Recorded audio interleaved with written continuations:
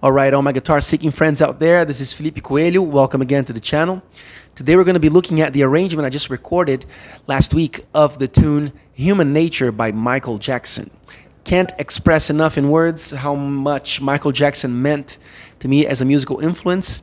And I thought it would be a nice thing to do this because this arrangement brings you a few nice little tips and tricks. But not only that, this piece of music is definitely worth knowing, putting into your repertoire because it's a great crowd pleaser. Wherever you are, among friends, family, or at a gig, anytime you play this song, usually people are going to dig it, they're going to enjoy it, so why not? So let's get started. The song starts with a sequence of two chords, G major and A major, all right? So that immediately is enough information to tell us what key we are in, and I'm going to ask you this question instead of just giving it to you. If you have two major chords, one step apart, in this case G and A, what key are we in? In other words, who is the Ionian mode if you have G and A? Well, the only place in the key, in a natural key, that you have two major chords, one whole step apart, are between Lydian and Mixolydian. So if you have G Lydian and A Mixolydian, then you are at D Ionian. Okay, and then that gets transposed down by a whole step, F and G, which puts you at C Ionian. Now, how did I finger these chords here? To get that melody, basically the melody starts on the fifth, like this. And then you have this alternating note in which I use the chicken picking technique. So the first thing I do is play this and hammer on the sharp 4 right there. Right there. And then I chicken pick the fifth. And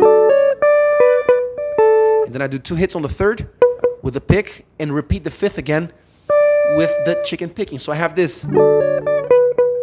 Okay, that's the beginning. And then to get the A, the melody's on the tonic. I will play just this fingering, so I leave the A string ringing out right there. So I got this. Okay, and then I bar my finger down to get the fourth. And I keep using that same technique. I do the pick for the second string, and I use the chicken picking with my third finger for the top note that walks down. So here's the beginning. Then I repeat the same thing a whole step down. F, the melody's on the fifth, up there, and I hammer on the sharp 11th. Now in this case, since I don't have a open G on the bass, I'm going to use this bass here and do the same thing. I play the chord, and I bar middle finger down to the fourth, and then I get the third. 4, 3, so I get this. So that's the beginning.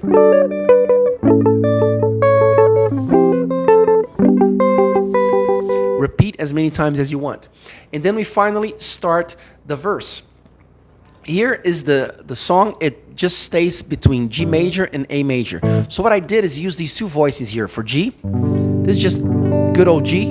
And A major, sometimes I use this bass here, so I can also have a major third on there. And then the melody actually happens between the third here. I hammer on the melody from the ninth or second to the third, like that. And what I'm using here a lot of times, instead of strumming, is I'm playing the bass with the pick, and then I use these two fingers to pluck these two strings, like that.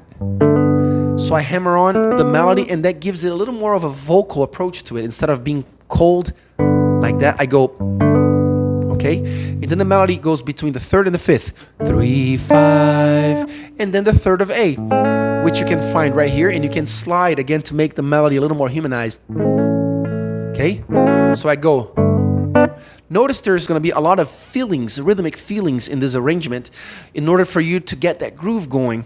There's many details, many moments in which I may do a little string pull or hit my hand on the guitar in order to get a 16th note marked so that the sense of groove is, and the sense of rhythm is very clear. So here, like that. Hit your hand to get that. Otherwise, you're playing open. Like that. It's still okay, but it gives you a stronger sense of groove if you do. you get that little ghost note. And throughout the arrangement, I spread many of these 16th note fillings so that I could have a lot of rhythm into my arrangement. So here is, once I get here, now I'm going to use some of the guitar from the original recording. And what he does when he gets to the A chord is he fills with these two notes. That's tonic and sixth in the chord A major. So you got this. Again. And notice that I actually plugged the A string there.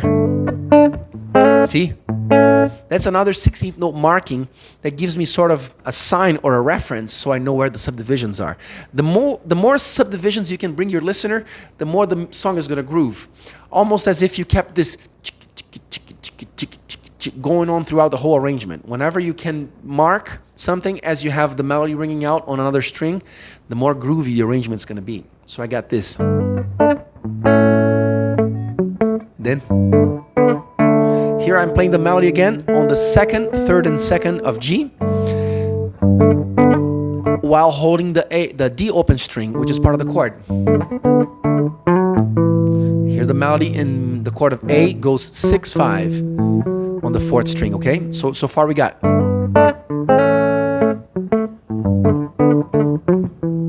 Here, notice that I put the bass between these two notes to announce very clearly where the chord changes, right? So I do put that bass right where it needs to be. And then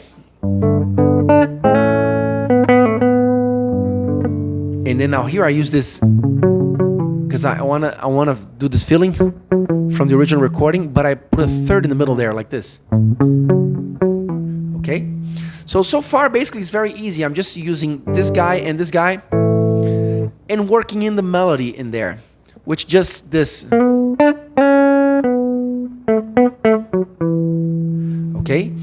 And then at this point here, I'm gonna do another filling with the original guitar from the original track. At this point he does. If you hear the recording, you always hear this guitar phrase in the same place. Basically, it is doing over the A chord the intervals fourth and third. So far we have.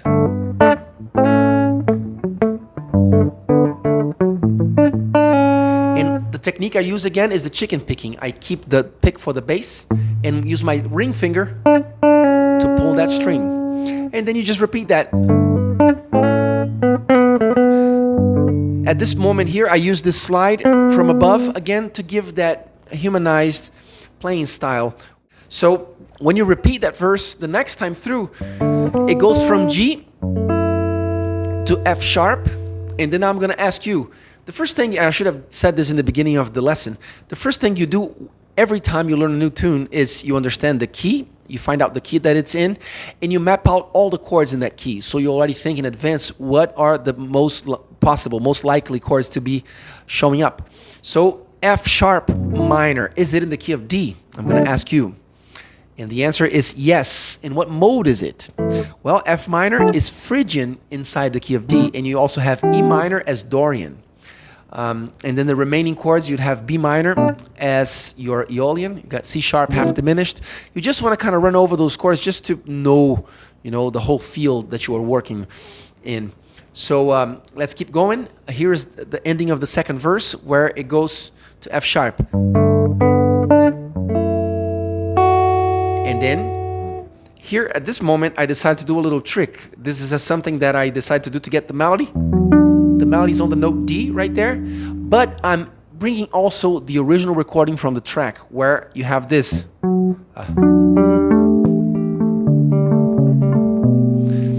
I'm not sure if that's the fingering he uses, but I use this fingering so I could get this D at the same time that I got the recording. So what I do is I play the open string, the ninth, because the ninth was played in that moment in the recording, the melody, and then I do open string G, and I do that run that the guitar player did very genius, very intelligently. So I got this.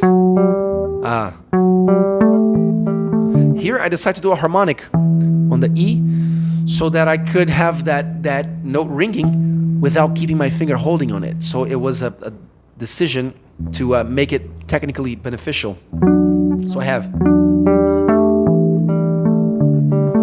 Here, every time I play a note, I'm playing the G open string chicken pick, and then I pick the A note. Okay? And then at the end, you have the A, which leads you back to G. And you run the whole second verse again. Sorry, I guess it would be the second A of the song.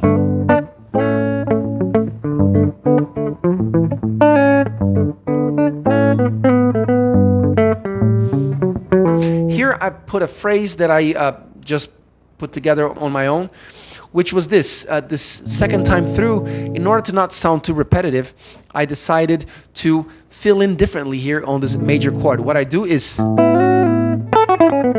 what's happening here? Here I have, I'm thinking about the A major pentatonic scale. I have 9 and 5 sliding to 3 and 6. And then I just run down the A major pentatonic scale, which is the same as the F sharp minor because they are relative chords. So you got this 2 notes per string going from 1, 6, 5, 3, 2, 1. And then going back to the ending of the verse. Now the F sharp chord. And then finally we go to the main part. Here is, and they say why, and now here the guitar from the original recording does this phrase, da da da da da. That's 3 3 2 1 in the key of D. So if I didn't say this before, the first thing you want to do when you start an arrangement like that is get the key that you are in and play the scale just so you can see where the notes of the melody are going to be at. So if you can hit this, you're already boiling down what are the notes that are going to be used in the tune, so you know where not to put your fingers. That already boils it down to something much easier. Instead of having 12 notes to work with, you only got now 7. Right? Okay, so you got the main part. Here's the phrase. And now is where you have that, tell him that is human nature. See, it's happening right here on the key of D major. So in order to harmonize the melody from the main part, what I think about is just the pentatonic scale. And I simply use the note that's right next to the note that I'm playing that's laying on the string below. So if I play this note, I'm going to harmonize with this note. If I play this note, I'm going to harmonize with this note, the 6th. If I play this note, I'm going to harmonize with this one. It's like playing a pentatonic scale, but 2 notes at a time. Think about a pentatonic scale of D major, and now think about harmonizing it. The easiest way would be like this.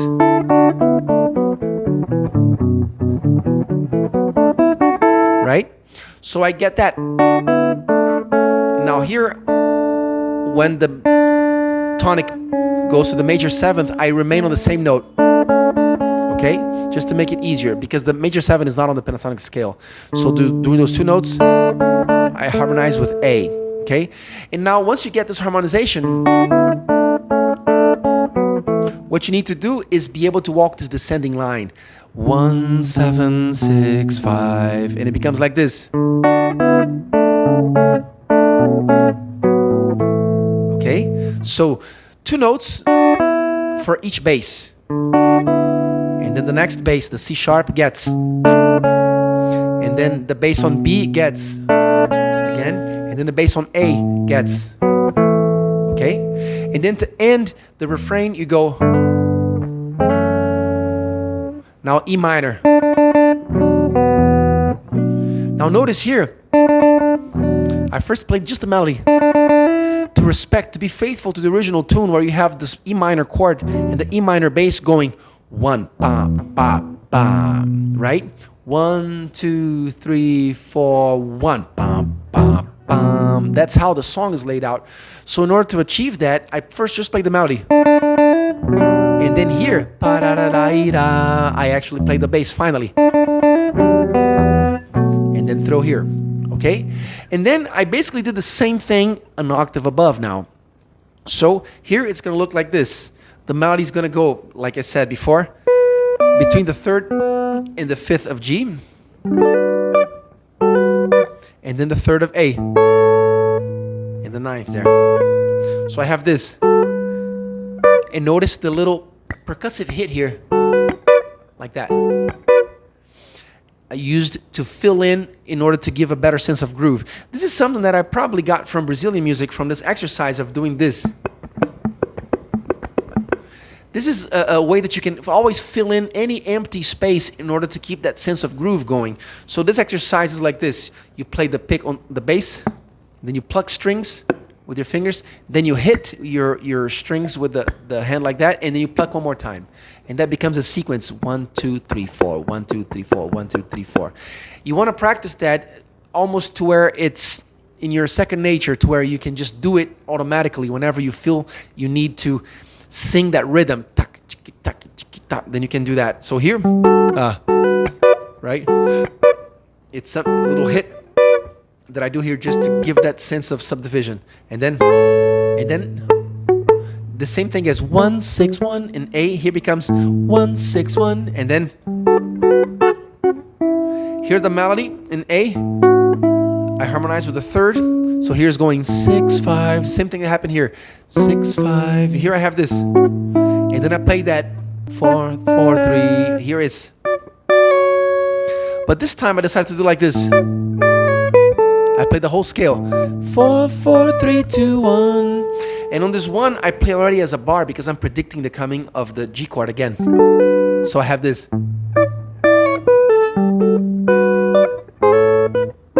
Here I did this. I do a slide and I'm harmonizing in sixes. Okay?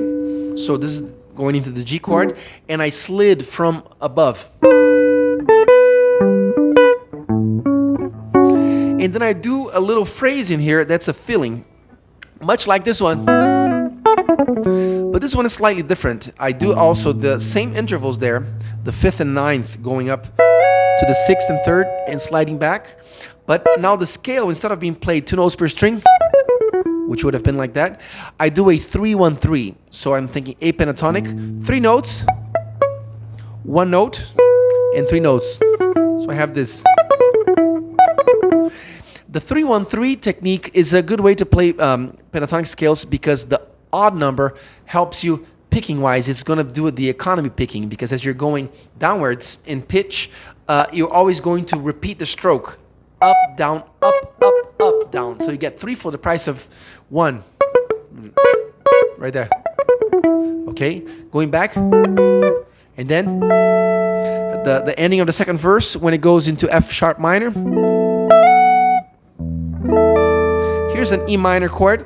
The way that I fingered it, I have the melody on top, which is on the 7th, and the intervals I'm using are G 3rd, B 5th, E tonic, A 11th, and the 7th up top. And here I do a little trick, which was to do a E minor, very open E minor, where I do like this. So what's going on here is I'm using the chicken picking, and I'm playing harmonics on the 12th fret and harmonics on the 7th fret. But I do on the D string, back to the A string. G string, D. And then B string, back to the G. And you get that harp-like effect. Okay? And then I finally get to the chorus, to the verse. In this point, to facilitate my technique, I did hammer-ons. But I could have done, but I thought it was easier for me to just reach out and do a hammer-on like that. And I finally have the verse again, the chorus. So I have why, and here I did the same thing that was here. 3, 3, 2, 1. Now I'm doing here. And now I decided to harmonize the melody in sixes instead of the pentatonic fourths that I had here. Right? Here I'm gonna think sixes. So it's a great thing you wanna do, you wanna be able to practice, is playing any scales in sixes. D major scale, for example, would be like this, starting from the 3rd. That's a scale in sixes, but I'm doing with the walking bass downwards. 1, 7, 6, 5. It's gonna look like this. I'm using here middle finger and pinky to grab the sixes. And then, and now here, on this note specifically, instead of doing this fingering, I decided to do this one. For the sixes, it's the only moment because I already have the bar here, so I'm taking advantage of this. So notice that I use these two strings for the sixes here, and then these two here for the next set of sixes. And finally I get to the end, bass on A, and I play 9, 1 in A, right? I'm thinking ninth or second, and 1 in sixes. And to finish off, I have a G major 7 chord, which I decided to play this way with the pinky bar here, where I get ninth, 5, major 7, and third. And then here, I have another F sharp minor chord. This one I decided to play with the bass all the way down to the 6th string, because it gets a fuller chord, and I let this one ring out as opposed to all the rest of the arrangement where the rhythm is constantly being made clear by the 16th notes. Here, I made it open and spacey with some time to breathe. And then finally, I like living this way. And here's the same situation where you have that bass on E going ba-da-da-da-dee-dun-dun, ba-da-da-da-dee-dun-dun. So in order to achieve that, I did this. See, I've played the whole chord here, and then I strum up just for the chord and the bass again. So I have this. Finally, just the last bit of the arrangement is the repetition of the chorus. I made it differently this time. I go.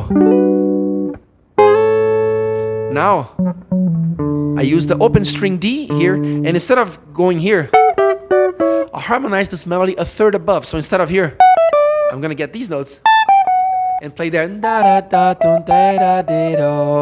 And this time, I also harmonize just like I did here, what I call pentatonic fourths, which is not necessarily perfect fourths, but is the fourths that are taken by the pentatonic scale. Some of them may end up being major thirds, some of them diminished or augmented fourths, but it's just a simple way to think about harmonizing within the pentatonic scale. Looks like this.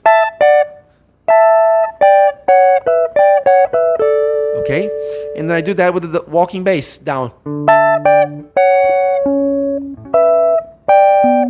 And here I slid, instead of just doing, I went to make it just nice and voice-like. So I have this. Finally. Okay. And then there's this moment in the piece where this sounds like a trombone, or maybe it's a synthesizer, but it goes ba ba da da do, ba ba da dee do da. And I decided to play that with my thumb, so I put I hid the pick inside of my hand like that to get the thumb. Notice I hit the guitar here. That hit is strategic to help you feel the rhythm. Next chord is A sus 13. And you're finally at the end of the arrangement, or at least the way that my take on it. I'm at the end now, so I'm just going to repeat that intro.